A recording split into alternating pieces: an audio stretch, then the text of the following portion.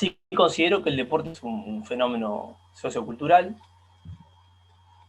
por eso está en esta cátedra, ¿sí? En esta cátedra de historia, por eso hablamos del deporte, más allá de que seguramente los van a ver en otras cátedras, que es un elemento fundamental del sistema educativo, que todos lo van a usar el día de mañana que sean docentes como un medio, como una herramienta para poder llevar la educación, que si es pedagogizado, tiene muchas características que sirven para la educación, por eso está tan presente en la escuela, eh, que mejora muchísimo la interacción social, que mejora muchísimo las relaciones, ¿sí?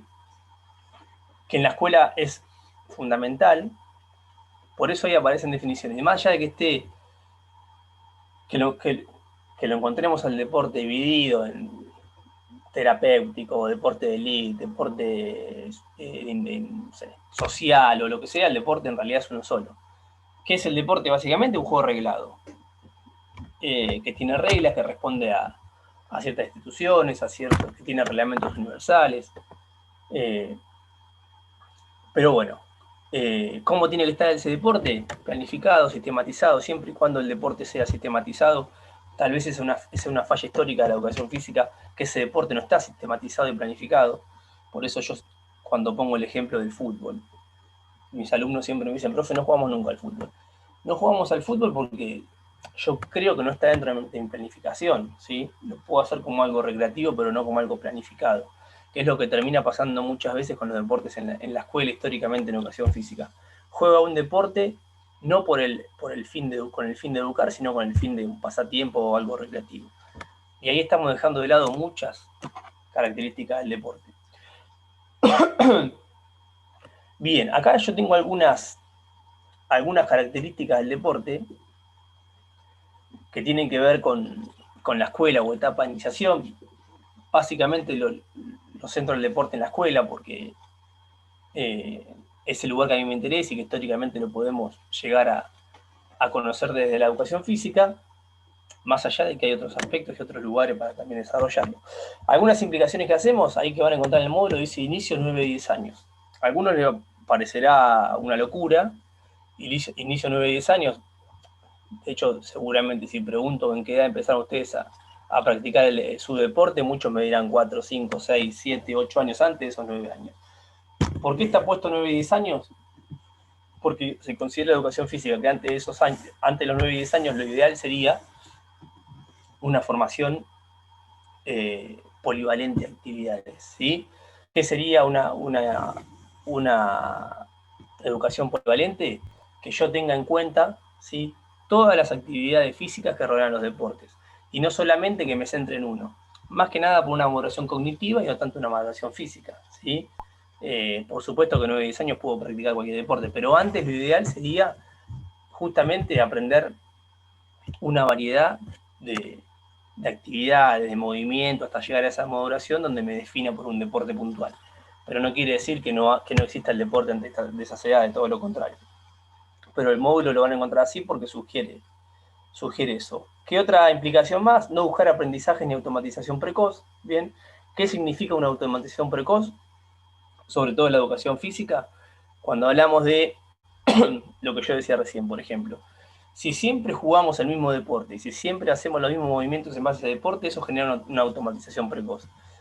El día que yo quiera modificar ese esquema y ese esquema mental por otra estructura deportiva o por un nuevo aprendizaje, me va a costar muchísimo más. ¿Por qué?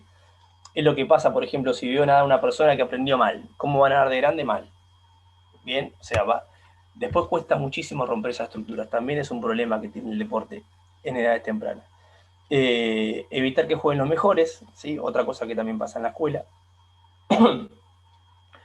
eh, Aprovechar lo pedagógico para formar un individuo íntegro que sea un fin educativo, ¿sí?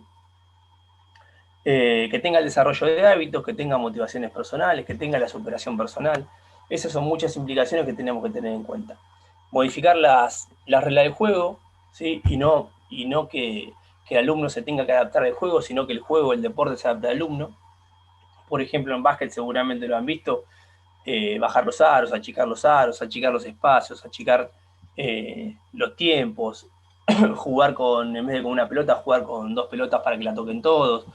Esas serían algunas modificaciones puntuales para trabajar el deporte. Que el deporte se adapte al alumno y no al revés. Ahora, muy bien. ¿Qué se busca? Se busca la máxima participación, la polivalencia de actividades, que esté todo el tiempo la motivación a moverse, que esté el respeto al compañero, a las reglas, al propio cuerpo, etc. Pero el deporte escolar tiene, según mi opinión, y por lo que también está ahí en el módulo, tiene algunas críticas. ¿Qué críticas ustedes le añaden al deporte escolar? Pregunto con su experiencia de alumnos, no con su experiencia docente, más allá que alguno tal vez la pueda tener. ¿Qué críticas le harían a ustedes al deporte escolar? ¿Quién puede aportar algo? ¿O quién leyó y puede llegar a aportar lo que decía? Puede ser que hay Y lo discutimos. veces que se hace muy monótono. Bien, eso responde bien, perfecto. A ver, vamos a ponerle un poco de palabras técnicas a eso que decís, que está muy bien, Jorge. Decimos que una de las críticas al deporte escolar es que es monocultural. ¿Sí? ¿Qué quiere decir que sea monocultural? Que generalmente, ¿cuál es el deporte que se juega en la escuela? Históricamente, el deporte que el docente maneja. ¿Bien? Entonces, por ejemplo, si yo manejo el handball, el deporte que yo enseño es el handball. ¿Bien? ¿Qué pasa? La trayectoria escolar es de muchísimos años. ¿Sí? Vamos a suponer que yo tengo un grupo de primer año a sexto año. Como es el deporte que yo manejo y que a mí me gusta y que a mí me apasiona, salen de la escuela sin conocer otro deporte, ¿sí? Entonces, eso que vos decís es así, es una crítica al deporte escolar, esa monoculturalidad o monocultural de siempre jugar el mismo deporte, ¿bien? Y no ampliar ese panorama y hacer que en definitiva lo que tenemos que lograr en la educación física es que sea un apasionado de la actividad física, el deporte. Si yo trabajo siempre lo mismo, evidentemente no voy a conseguir eso. Bien, esa es una crítica. ¿Qué otra crítica se les ocurre?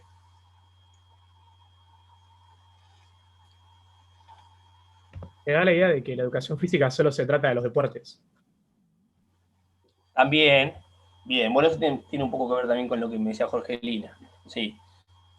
Para el imaginario social, ¿sí? Algo que también tenemos que modificar, para el imaginario social la educación física es deporte, ¿sí? Y cuando digo imaginario social, digo hasta la misma estructura escolar toma la educación física como que es el deporte, ¿bien? Eso pasa en la secundaria, en la primaria y en el jardín, la educación física nos divide entre mujeres y hombres, teniendo... Bien, ahí Morena me dice, no sé si todo lo leen, que los dividía en hombres y mujeres, dependiendo del deporte. Lo que decía recién, para el imaginario social la educación física es deporte, ¿sí? Como en primaria la educación física es el juego. Entonces el deporte es tan abarcativo que termina tapando la educación física. Esa también sería otra crítica. Muy bien. Después está lo que llamamos discriminación selectiva, ¿sí? Que siempre decimos que el deporte es salud, que el deporte es lo mejor, que el deporte, que estoy de acuerdo, pero yo siempre digo, habría que preguntar cómo es la experiencia del chico o la chica en secundaria que siempre queda último para elegir, ¿sí? Ese que queda último, ¿pensará lo mismo el deporte que pensamos nosotros que nos gusta? ¿Cómo haría para modificar eso? ¿Qué harían ustedes? ¿Qué estrategia tomarían para modificar ese error de la educación física? Hoy creo que se ve menos, pero pasa, de la discriminación selectiva, de que hago 2 equipos o hago 3 equipos y evitar esa discriminación. ¿Qué harían ustedes para mejorar ese aspecto histórico de la educación física? Ustedes seguramente lo han vivido, de estar en el lugar de elegir o no ser elegidos. El docente Yo debida. Hola, Jorge. Sí, dale. ¿Quién dijo? ¿Alejo? No, yo. No, que el docente divida los grupos en vez de darle a elegir a ellos. Esa sería una buena estrategia. Dividir los grupos sería una buena estrategia. ¿Qué otra se les puede ocurrir?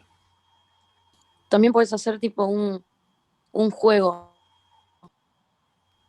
A ver, bien. Un juego Por decirte, no sé, para separarnos. por decirte un ejemplo, un juego en donde tenés que agrupar a los chicos por grupo, y los chicos corren. Tipo, a mí me hacían eso. Nos Bien, hacían correr por la pista y decían, júntense de a 4.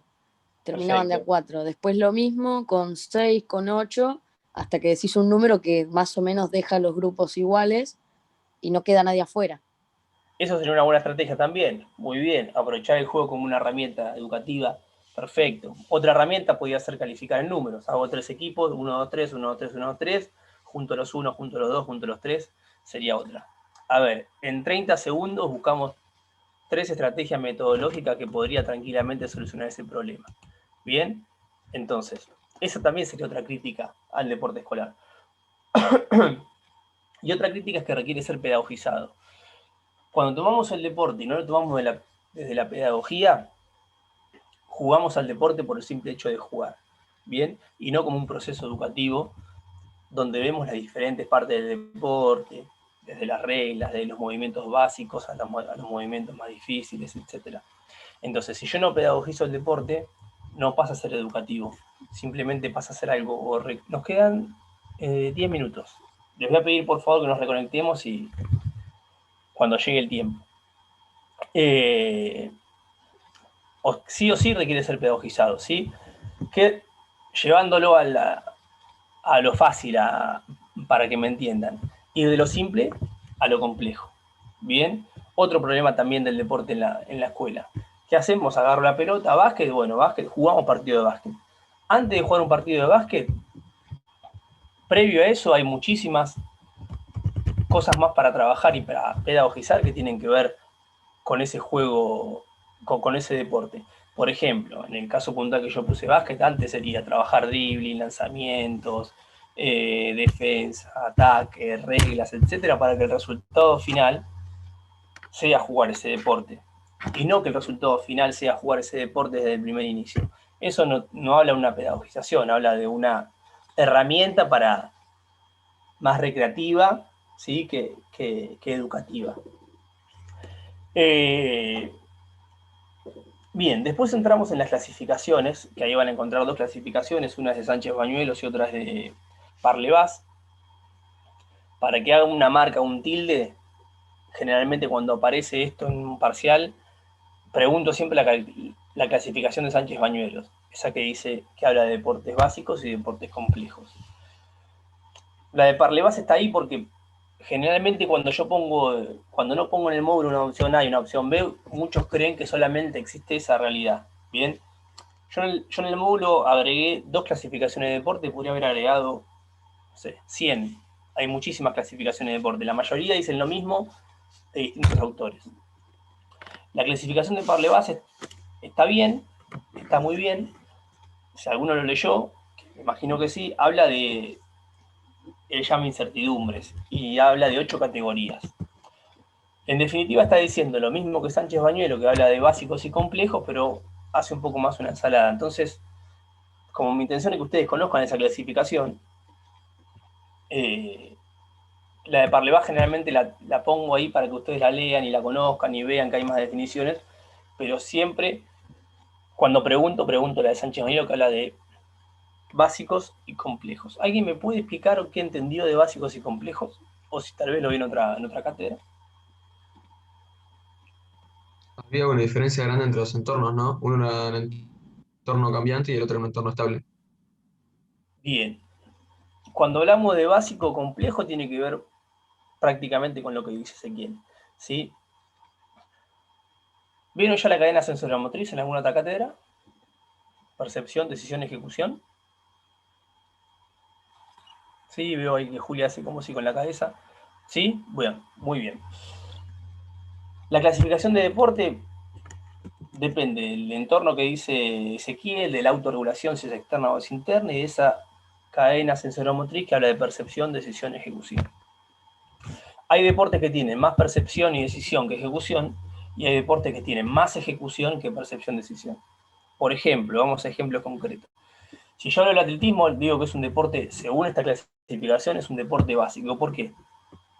Una carrera de 100 metros tiene mucha ejecución, hablando de esa cadena sensoriomotriz, tiene mucha ejecución y menor percepción y decisión. ¿Por qué? Porque lo único que tengo que percibir es el disparo de salida. Si es una carrera de 100 metros, por ejemplo, es correr derecho. Si corro más rápido que el que está al lado, gano. No hay que percibir mucho o decidir mucho, simplemente hay que decidir salir de los tacos y correr para adelante lo más rápido que puede. Cuando hablo de un deporte complejo, como puede ser el fútbol, el rugby, el hockey, etc., hablamos de deporte de autorregulación externa, ¿sí? ¿Qué significa eso? Que yo voy a estar percibiendo y decidiendo en base a lo que sucede en el entorno, si el entorno es cambiante, si mis compañeros, mis rivales, el elemento con el que juego, etc. Entonces decimos que son deportes de mucha percepción y mucha decisión y menor ejecución, ¿sí? Básicamente esa es la diferencia entre un deporte y un deporte complejo según Sancho Bañuelos. Según Parlevas, habla de 3 incertidumbres. Una es la relación con el medio del entorno, otra es la relación con el compañero, y la última es habla de un componente motriz. En definitiva está diciendo lo mismo que Sancho Bañuelos, un poco más complejo. Y después a esto lo clasifican en 8 categorías, de la 1 a la 8 según la situación puntual de ese deporte. ¿Por qué no la tomo en cuenta? Si ustedes me preguntan a mí cuál es la categoría 3, si alguno lo puede leer ahí, sinceramente ni yo me acuerdo, porque son 8 categorías que la verdad que me termino mareando. Entonces por eso generalmente la pongo para que la lean, pero no la tomo en cuenta a la hora de evaluar este aspecto. ¿Preguntas de eso si leyeron o quieren saber o quieren preguntar? Yo sé que creo que lo ven con Gloria Navarro, me parece que yo lo he hablado alguna vez con Gloria, que ve en la cadena sensorio-motriz. ¿No hay preguntas de eso?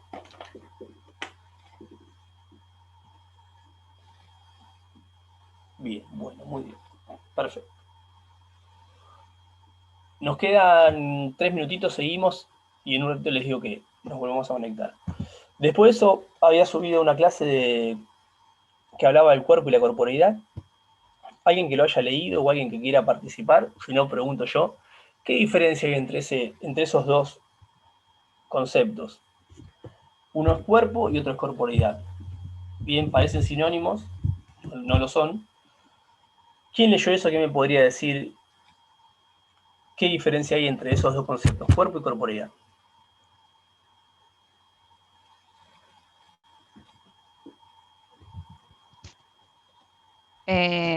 Se puede decir, por lo que entendí, no sé si A está ver, bien, la no importa, corporeidad. si no está bien, mejor. Así aprendemos todos. ¿Cómo, El Jorge? cuerpo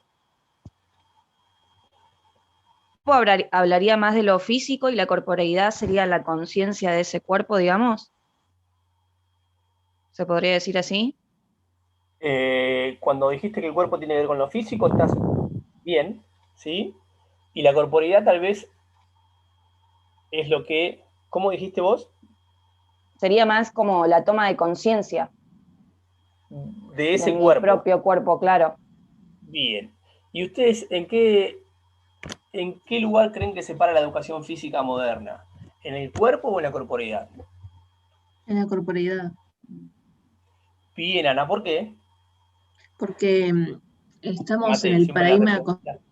constructivista y, Bien. ¿Y eso qué perdón, hace? es muy temprano para pensar. Sí, Y, está bien. y nada, se trata de eso, ¿no? Como de tratar de enseñarle a los chicos la mejor relación con el cuerpo, el entorno, y, o sea, el entorno con los objetos que los rodean y con los compañeros, con el otro. Bien. Cuando hablo de un cuerpo, hablo, como decía Jorgelina, de lo físico, exclusivamente de lo físico. Cuando hablo de corporeidad, hablo de un concepto más abarcativo. Hoy este concepto de corporeidad es el nuevo concepto de la educación física actual, la de hoy, en base a ese paradigma que dice Ana, que tiene que ver con el conductivismo, ¿sí? con llegar a la reflexión a través de la educación. Antiguamente no era así. Antiguamente se tomaba el cuerpo como una máquina, la educación física desarrollaba todas las actividades pensando en ese cuerpo máquina y no en esa corporeidad. Cuando hablo de corporeidad, primero tomar conciencia, cuerpo sería paradigma, mecanismo. Algo así, sí, podríamos, sí. Ahí Lucía no sé si lo ven todo. Se fijaba también en sí, lo que podría ser algo. era el desgaste físico y todo eso. Bien, sí, también. De lo que habla la corporeidad es un concepto nuevo, sí, que abarca todo lo que tiene que ver con el cuerpo. No separa el cuerpo, el alma, los huesos, los sentimientos, sino cuando hablamos de corporeidad hablamos de un conjunto de todo. Ya se termina, me quedan 15 segundos, nos volvemos a reconectar y continuamos. Tengan a mano la línea del tiempo del cuerpo que pedí la clase pasada, que voy a preguntar en un ratito. ¿Está bien? Me desconecto, que se corte y ya me conecto.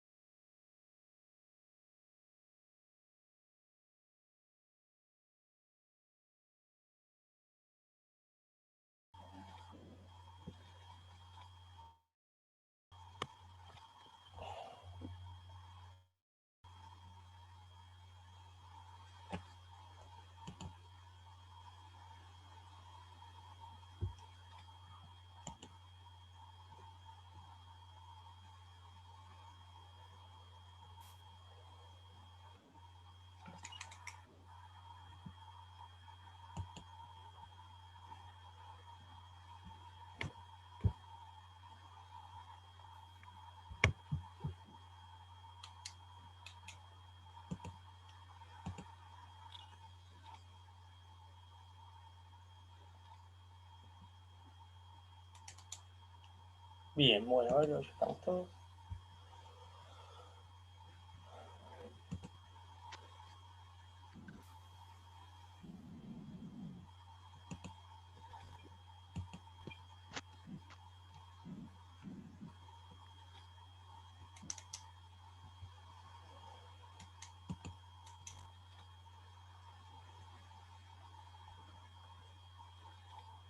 Bien, a ver.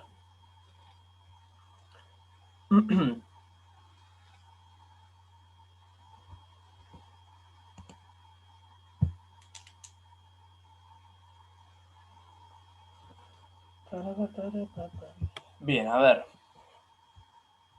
Bueno.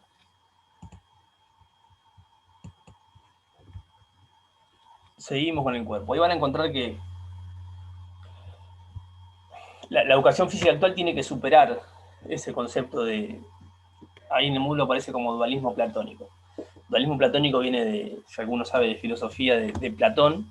Platón dividía el cuerpo, primero tomaba lo físico y después tomaba el alma, el espíritu. O esa frase que todos seguramente conocemos, ¿sí? que ha quedado como una frase de cabecera, que ya está totalmente en desuso con este nuevo paradigma que estamos hablando, que es pienso, luego existo. Que pasa lo contrario a ese dualismo platónico. Pienso, luego existo quiere decir que primero está el cerebro, como si el cerebro fuera una parte externa del cuerpo, que la han escuchado seguramente 1000 veces. Bueno, tenemos que superar ese dualismo platónico, ¿sí?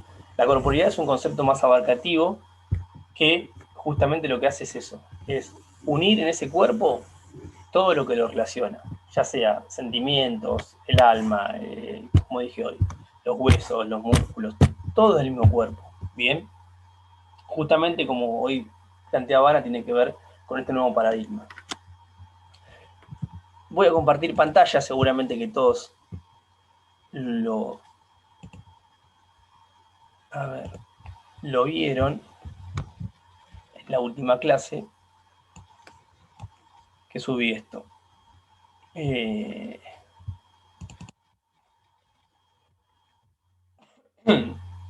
Ahí es una línea del tiempo a mi manera, así muy, muy por arriba, donde dice Edad Antigua, Edad Media, Edad Moderna, Edad Contemporánea, Posmodernidad. Y le pedí en esa clase que haga una lectura del jueves pasado, que haga una lectura de qué sucedía con el cuerpo en las distintas etapas y que me comenten un poco qué pasaba con ese con ese cuerpo en las distintas edades, hasta llegar a la posmodernidad, donde me gustaría charlar con ustedes con respecto a este cuerpo, cómo llega a ese cuerpo.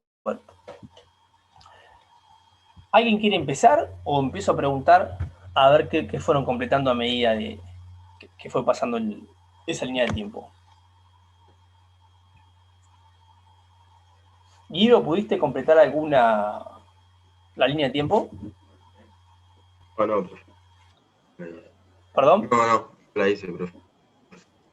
Bien. ¿Alguien pudo completar?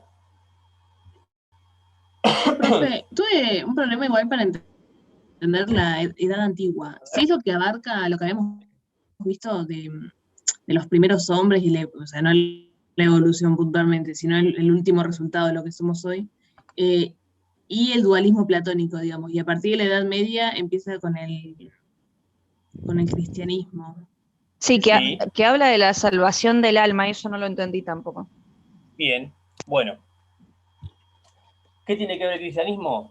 A ver, lo que estamos buscando con esta línea de tiempo es ver cómo venimos de ese cuerpo, si ese cuerpo fue, a ver, que la historia ha sufrido, respetado, y cómo llegamos al día de hoy, a esta posmodernidad.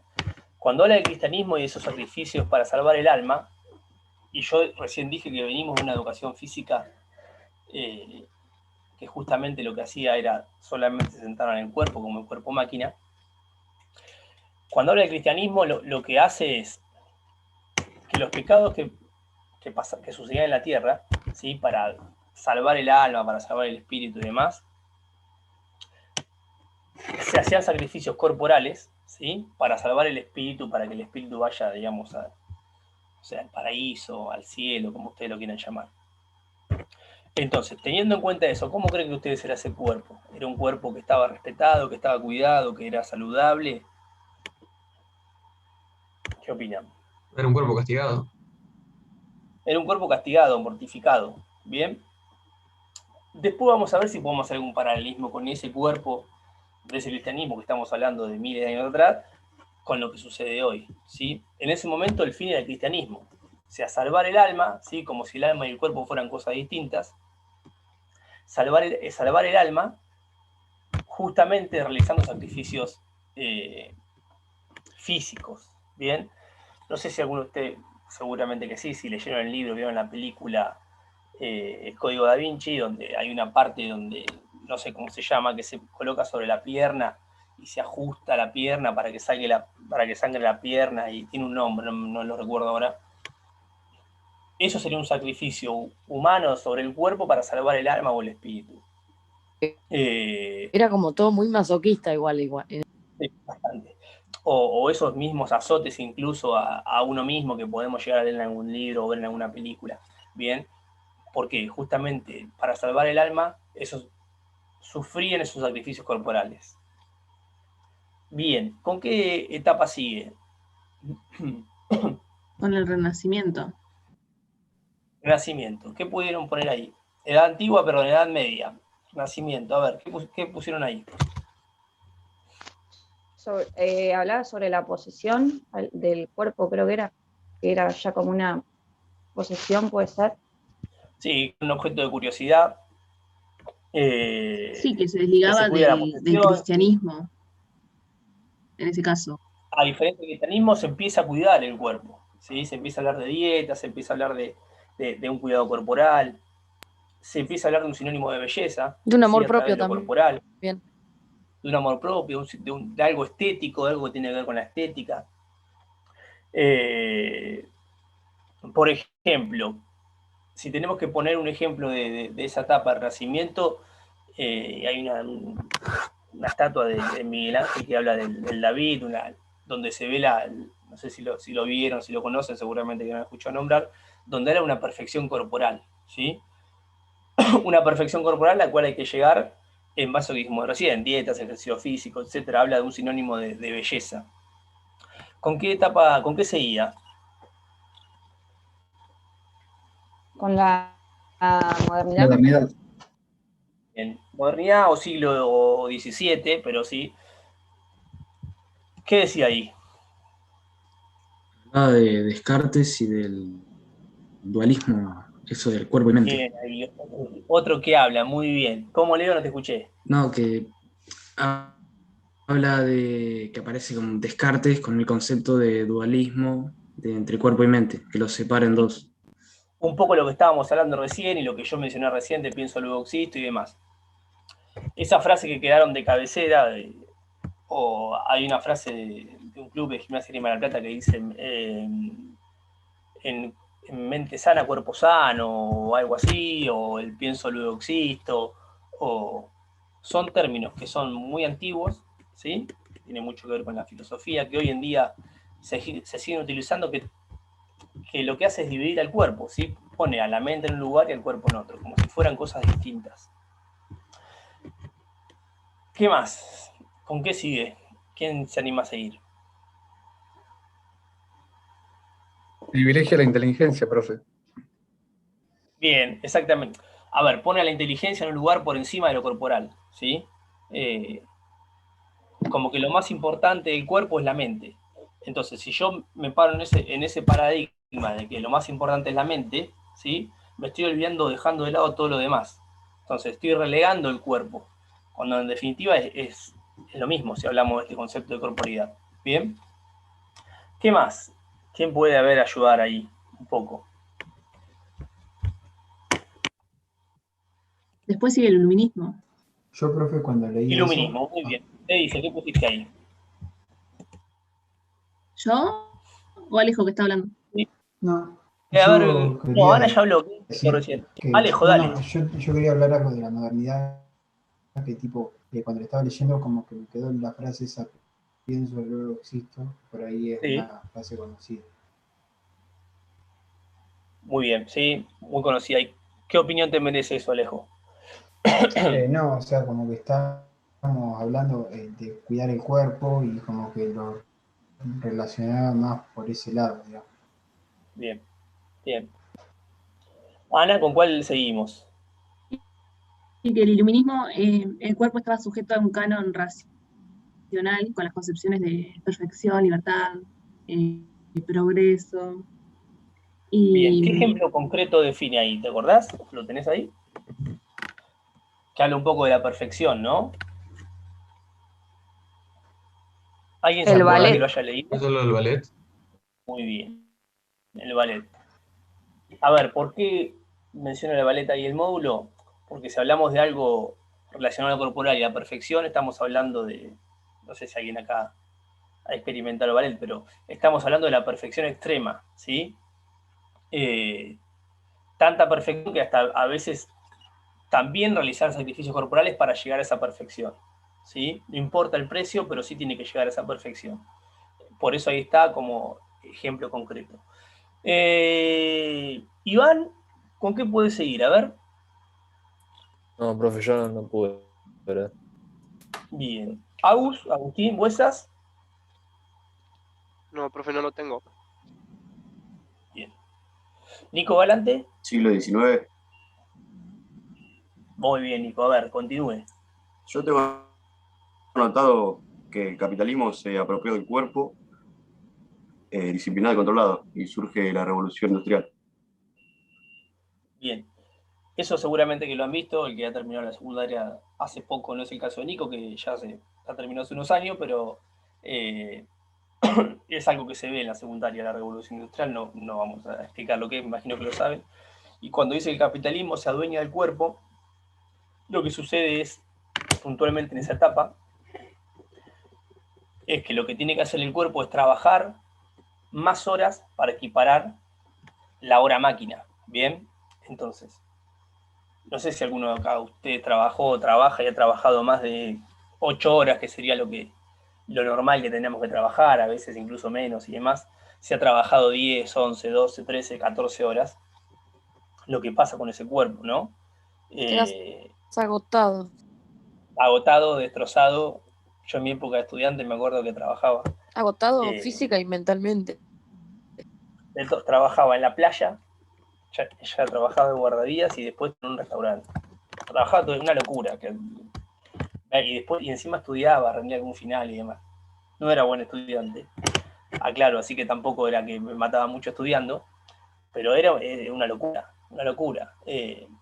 Para que más o menos puedan ustedes tener la sensación de lo que sería equiparar a una máquina, ¿sí? Trabajar 14 horas, cualquiera que lo ha hecho dice, no, ya, prefiero no comer y no trabajar 14 horas, porque a lo largo del tiempo, de los años, ese cuerpo termina devastado, devastado. Un poco es eso lo que pasó con la revolución industrial, ¿no? Ese cuerpo utilitario, el cuerpo, usar el cuerpo como una herramienta, y no pasar por ninguna situación placentera, no sé, o tiempo libre. Así que bueno, muy bien, Nicolás. Perfecto. Maite Alvarado, ¿con cuál podemos seguir? Profe, yo no leí. Bien, muy bien. Martín Vélez. Con el siglo XX. Bien. Aparecía un nuevo valor que era relacionado a la corporeidad, que era la velocidad, creo que era algo así. Bien. No te escucho medio bajo, pero algo escuché. A ver, Antonella, ¿qué puedes agregar a eso? No escuché muy bien, pero te escuché medio bajito, pero algo escuché. No escuché mucho, profe, y se me está cortando. ¿Se lo puede repetir de nuevo, Martín, por favor? Martín, ¿puedes ¿Ahí se escucha repetir? bien? No sé si... Sí, un poquito mejor, a ver. De que era el siglo XX que aparecía un nuevo valor relacionado a la corporeidad, que era la velocidad. La velocidad. Bien. La velocidad que lleva aparejada la comodidad, ¿no? Antonella, ¿puedes continuar con algo de eso? No, profe, no. Bien. Lauta Aguirre.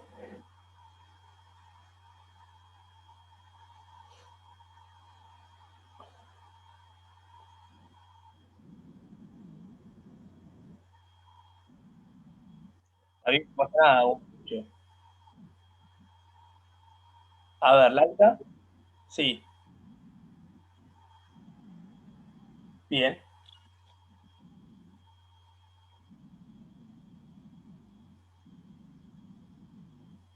Bien. Bien. Bien, esa velocidad que me hablaba recién Martín. Bien, muy bien. Vamos a saltear etapas, pasamos rápidamente a la posmodernidad. ¿Qué pasa con el cuerpo hoy? ¿Cómo ven el cuerpo hoy? ¿Qué pueden analizar del cuerpo hoy? Y si yo tengo en base esta historia que recién charlamos y dialogamos y demás, ¿cómo vemos el cuerpo de hoy y con qué lo podemos asociar con algo del pasado? Si ustedes me preguntan a mí, yo lo tengo que relacionar. Empiezo yo rompiendo el hielo. ¿Cómo veo el cuerpo hoy? Veo que se le da mucha importancia al estético y no a lo saludable, que la educación física es algo que me preocupa. ¿Por qué? Porque nos tendríamos que preocupar por la salud y no por lo estético. Hoy la actividad física, el deporte, está asociado a la imagen positiva de la imagen corporal, de esa perfección que hablábamos que pasaba hace años y años atrás. Es como que hoy estamos pensando, yo creo que el deporte está en auge justamente por llegar a esa perfección corporal y no por tener en cuenta la salud. De hecho, creo que está tan en auge que por momentos o en ciertas ocasiones hasta va en contra de lo saludable y se ven cualquier tipo de sacrificios. No pasa nada, Leonel. Y se hacen cualquier tipo de sacrificio con tal de tener un cuerpo que pueda estar dentro de los parámetros de la perfección y no dentro de los parámetros de la salud, que todas las partes del cuerpo hoy son como, o se sienten como en muchos casos como reemplazables, ¿sí? Que no se valora el propio cuerpo, que no se cuida el propio cuerpo, sino que hay muchas partes que las tomamos como que son reemplazables o que podemos solucionar en caso de no cuidar ese cuerpo, y que tenemos modelos que a través de los medios de comunicación se instalan como el cuerpo perfecto o el cuerpo saludable cuando en realidad no son. O sea, el modelo está un poco distorsionado con respecto a lo que es la salud, que es lo que a mí me interesa. Bien, yo creo que vamos a evolucionar en muchísimas cosas y en muchas cosas, viendo esta charla que tenemos acá y repasando esta charla, viendo que el cuerpo en muchas ocasiones ha vuelto a cosas del pasado. Bien, habíamos empezado con el cristianismo, como dijo Ana o Jorge, no me acuerdo, habíamos empezado con el cristianismo, con esos sacrificios. Yo podría hacer un paralelismo entre lo que pasa hoy y pasaba en esa primera etapa que recién vimos en línea de tiempo. También podría decir que hoy se hacen sacrificios corporales, ¿sí? Con el fin de pertenecer o estar a la altura o tener ese cuerpo no saludable, sino estéticamente perfecto. ¿Bien? Esa es una opinión. ¿Qué piensan ustedes? El que quiere puede... No lo escuché a Lucas hoy hablar, que me gusta escucharlo. Lucas, ¿qué me cuenta usted? Usted está con frío, ahí lo veo, no se levantó bien hoy, me parece. No, terminé el juego en partido anoche a las 12 y aparte yo, acá no se ve, pero mi habitación es el garage. Y el garage no es este pedacito que es mi habitación y el auto. Son 2 colectivos de largo y son 3 metros de ancho. Y hay un calefactor que es así, para todo eso. Claro, o sea, no llega nada. es lo mismo que dormir afuera, básicamente. Pero hoy a mí me mandaron al vestidor. Hoy me mandaron al vestidor porque les cuento acá en mi casa está mi mujer le dio positivo de COVID la semana pasada, así que estamos separados dentro de la misma casa. Gracias a Dios, que no me escuche, pero estoy pasando una semana bárbara. Nada, le cayó una bendición a usted, pero a su mujer no, digamos. Así que hoy me mandaron al vestidor, por eso que la ropa atrás. Bueno, a ver, Lucas, dale. No, yo no leí mucho, pero si estamos hablando de lo que sería la posmodernidad o actualidad. Y a ver, esto es una opinión personal, no hace falta verlo leído. No, yo comparto mucho lo de que se centra mucho en la estética y no quizás en la salud de lo que uno pueda hacer o en cómo uno se puede desarrollar en cierto deporte. No sé, por ejemplo, agarran y dicen, bueno, vos te vas a dedicar, no sé, al fútbol. Y capaz que, no sé, esa persona a la que le imponen qué hacer no quiere hacer eso. Pero dices, no, porque te conviene, porque esto y aquello. Y el chico capaz que es mejor en otro deporte, por ejemplo. Entonces, como que la presión de los padres también se ve mucho, principalmente en las edades chicas. Y igual, después, a lo que es teórico que estamos viendo nosotros, se habla más de la corporeidad, algo que no se habló en casi todo lo que vimos recién. Y a mí me parece que es mucho mejor visto el hablar de corporeidad y de una persona completa que hablar de un cuerpo. Pero bueno, tenemos que tratar de que ese pensamiento sea más algo cotidiano que un pensamiento teórico. Igual concuerdo con Lucas, y también lo que pasa ahora es como que siento que a los chicos ya le meten la presión, ponerle ya desde corta edad, a enfocarse en un deporte y solamente en eso y salir bueno en eso. O hacerlo de chico, hacer entrenamiento con muchas pesas y no, o demasiado exigido y no piensa en realidad en la salud del niño. ¿Puedo hacer una consulta? Más allá, lo que pasa mucho con los chicos es justamente que, bueno, no solamente los chicos, todos, yo también, incluso, y ustedes seguramente también, que consumimos muchos de esos modelos, lo que socialmente está como aceptado desde lo que es la imagen corporal. Lo consumimos en la tele, lo consumimos en una red social, nos bombardean con publicidad. Entonces eso, a ver, yo puedo llegar a discernir y pensar y analizarlo. En el caso de un adolescente consume eso y eso lo toma como que es una verdad, ¿bien? Y la educación física, si no ocupa ese lugar y lo empieza a llevar al lado de la salud, es un terreno que también vamos a perder campo de acción, ¿bien? Luciana, ¿qué opina? Nada, yo opino del tema de los estereotipos, que siempre implican, como decís, los medios de comunicación o las redes, como que está todo ahí basado en lo que tenés que ser, y más ahora en las chicas, básicamente, siempre se centran en eso. ¿Cuál es el estereotipo que abunda hoy o que consumimos? Y no sé, por ejemplo, cuando uno está flaco es igual a ser linda, y cuando estás gordo es feo, básicamente, es eso. Lo flaco quiere decir salud. Tal vez que para llegar a ese estereotipo de cuerpo, el cuerpo hizo 1000 sacrificios para llegar a eso, y tal vez podamos discutir si eso no es salud. Sí, exactamente. Eso, profe. Muy bien. Bueno, a ver, Pablo de Mare, que tampoco lo escuchó y siempre lo escucho. A ver, Pablo, ¿qué opinas?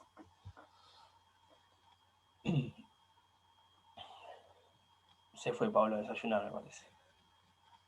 Dejó la foto con la corbata y se fue, me parece, Pablo. Bueno, a ver. Lautaro, ¿qué opina usted? A ver, opinar pueden puede ser lo que, antes que Lauta hable, opinar puede ser algo totalmente lo que dije yo, o estar totalmente de desacuerdo.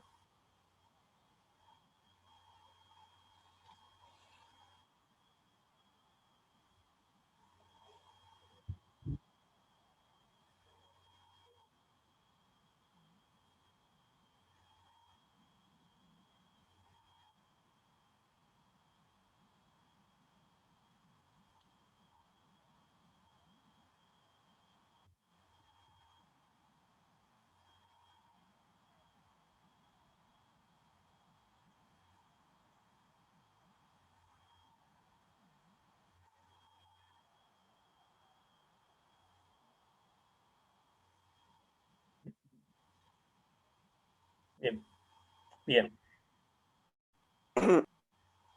Igual ahí entra mucho el tema de la ignorancia de la persona, porque ponele, a mí me pasa que si yo veo la tele y están diciendo que si sos flaca tenés un cuerpo espectacular y eso, yo no me la voy a comer.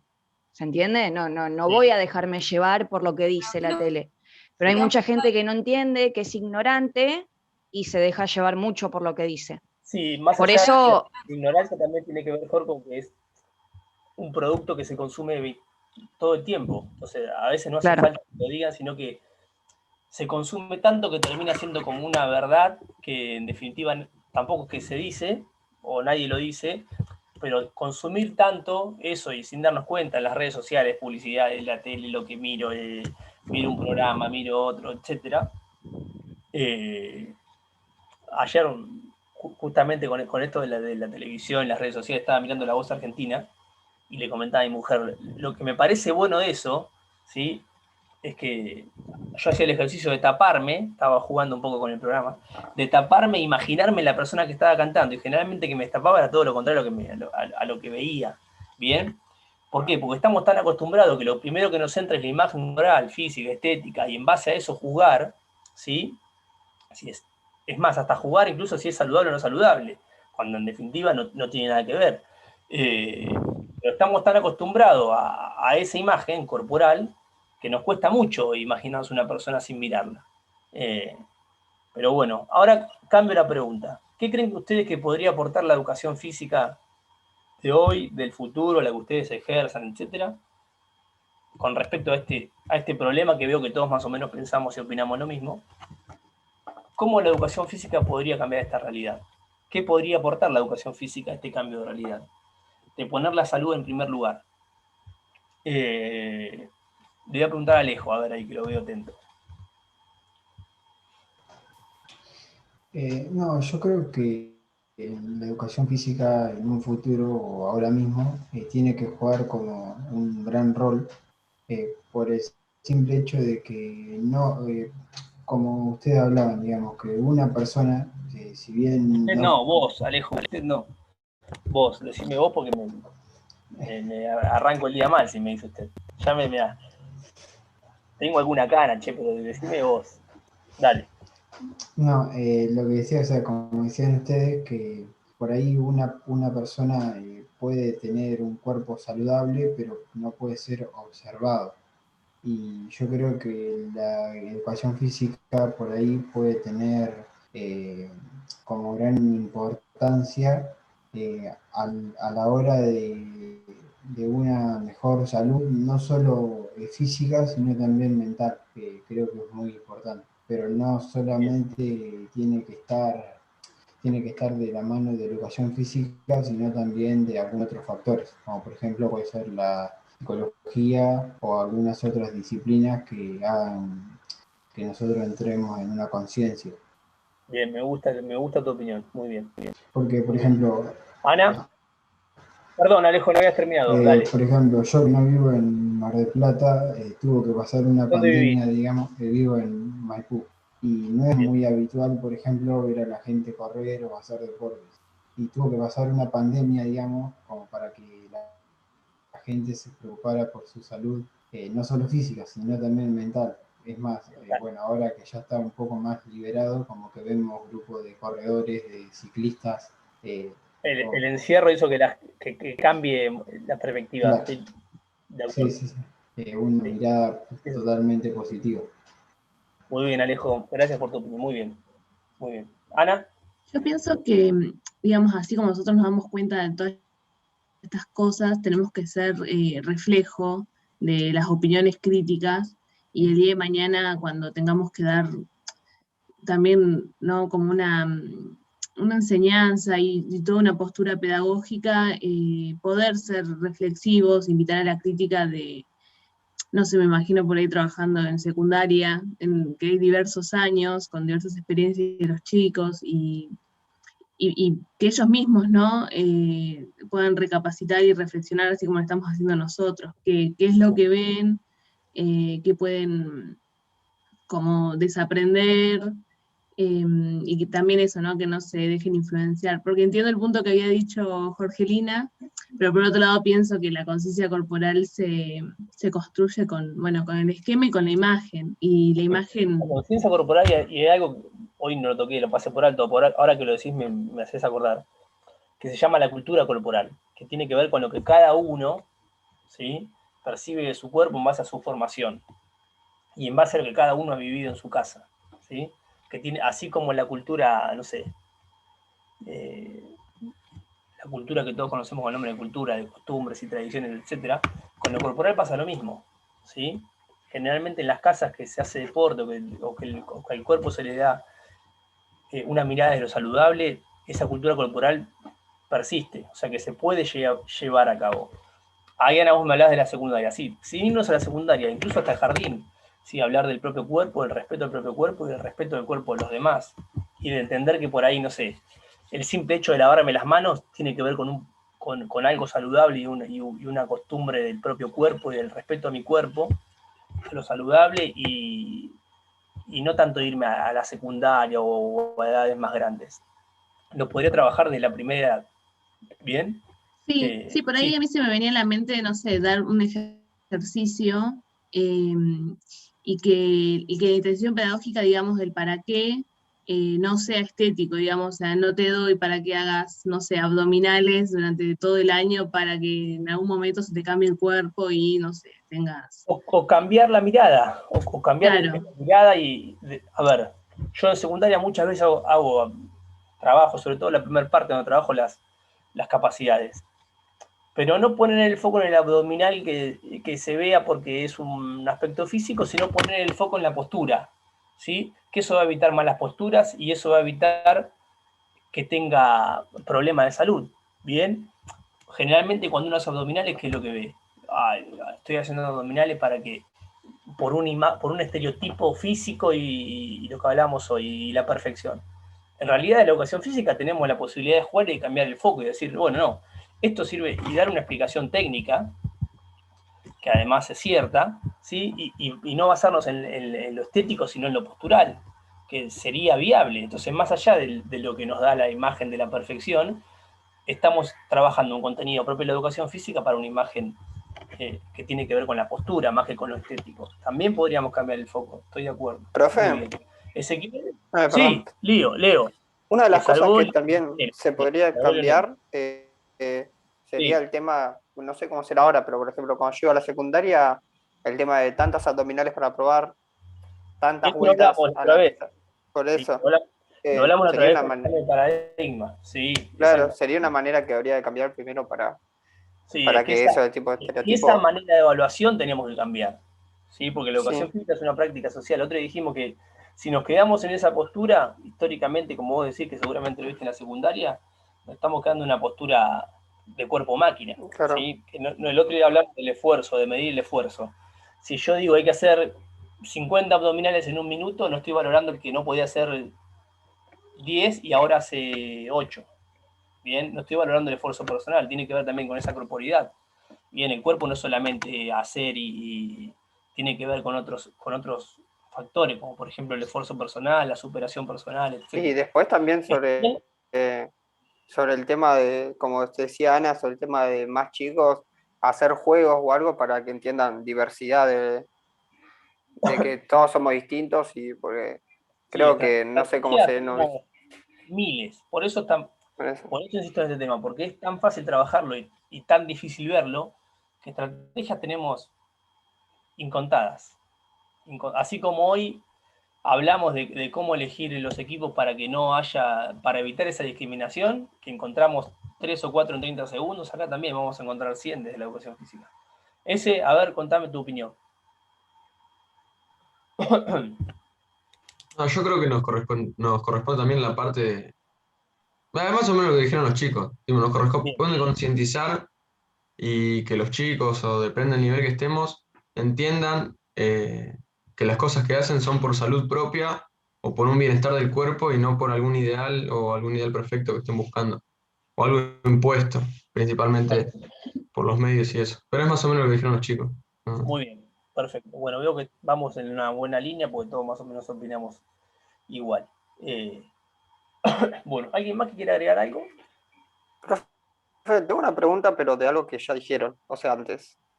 Sobre lo que había dicho Lucas y eso, de que los padres inculcan mucho a los chicos que hagan deportes y todas esas cosas. ¿Eso no también pasa a ser un rol del profesor que vea, un profesor de educación física que vea eso y se lo pasa a los padres, no que los padres tal vez inculquen eso? Qué difícil es hacer eso. Es Mirá, difícil. mi experiencia me dice que es muy difícil meterse desde la educación física en las casas. Más allá del deporte, que sería algo saludable, o sea, saludable. No me gusta que a nadie le exijan. A mí me pasa un poco con mi hijo, que yo no lo quiero obligar a que vaya, pero que acá, por supuesto, el deporte está todo el tiempo. O en la tele, o le hablo, o jugamos, o lo que sea. Pero sí lo veo mucho en la educación física con la obesidad. De que es muy difícil meterse dentro de las casas y que cambiar esa realidad. Y le estamos dando el rol del profesor una responsabilidad muy grande, que en realidad yo hay chicos que en la semana, bueno, ahora con esto menos, pero hay chicos que en la semana los puedo ver en la semana 2 horas. Y no solamente solo, sino con 30 más que son sus compañeros. Entonces sería muy difícil para mí poder meterme adentro de esa estructura familiar y poder cambiar algo de la estructura familiar. Sí puedo aportar un granito de arena y participar desde algún punto. Pero la experiencia me dice que generalmente me indica que no, que es muy difícil cambiar las estructuras familiares. ¿Por qué? Justamente por lo que decía hoy, porque hay una cultura corporal. Entonces yo tendría que estar metiéndome sería un trabajo que creo que no estaría preparado para hacerlo. Ojalá que algún día sí, o alguno tenga. Aparte podés llegar a salir a estar perjudicado vos. Eso también, hoy es muy delgado el límite que hay que pasar. Hay que romper una barrera familiar y meterse en la casa y decir. Es más, yo, además de mis obras y de lo que hago, coordino un club de rugby. En el club de rugby veo continuamente problemas continuamente, de todas las edades. Y hablar con los padres sobre ese aspecto es hasta incluso difícil, porque estás metiendo en algo que en costumbres familiares. No sé, en mi casa se come, los días que hace frío se come guiso, me dice uno. ¿Y qué le voy a hacer con respecto a eso? No le puedo. Entonces, ahí estamos hablando de otra cosa, que me parece que es muy difícil y que lo podríamos estar debatiendo cada 2 horas. Pero creo que de nuestro rol nos tendríamos que preocupar porque esa hora sea lo mejor posible y generar los mayores cambios posibles, pero ya meternos en una estructura familiar, mi experiencia me dice que es bastante difícil, salvo que sea un cambio muy brusco y fuerte, pero no estaría mal, pero tendría que hacer un cambio en la evolución, la educación completa para que pase eso, no solamente que sea yo el que ataca ese factor, bien, sino que sea un plan educativo, que no sé. Claro, o sea, que sea un conjunto de profesores o maestros. O una dirección educativa, claro, que vayas a ese lugar, ¿sí? No un aporte aislado mío de una hora semanal. Sería imposible, creo que imposible. Por eso también en las escuelas está, ¿cómo se llama esto? Creo, no sé si se encarga de eso. Kiosco saludable, ¿eso? No, no me sale la palabra. Que a veces te mandaban al gabinete. Sí, el gabinete. ¿Cómo era? Psicopedagogía. Eso, que en realidad, si para Lío que lo había dicho, si te pones a pensar. Está enfocado más hacia lo cognitivo que hacia hacia nuestra área. Es verdad que existe, claro, pero está enfocado más hacia lo cognitivo, hacia la falta de atención, la falta de etcétera, que hacia donde orientamos nosotros. Bueno, me quedan 30 segundos. Bueno, disfruto mucho esos aportes de ustedes, por eso les pido que lean, que no se queden atrás con las clases, que hagan no sé, esa línea de tiempo, que la hagan, porque me parece que lo más rico de la cátedra es poder hablar como estamos hablando ahora, ¿sí? Que yo me lleve cosas de ustedes, que sea un ida y vuelta. Así que bueno, les mando la semana que viene la clase y cualquier consulta me escriben y seguimos por ahí. Les mando un saludo grande a todos, se está por contar. Chau, chau. Chao, Que tengan buen profe. día. Profe, hasta Nos luego. vemos. Profe, Hasta profe. luego. Chau.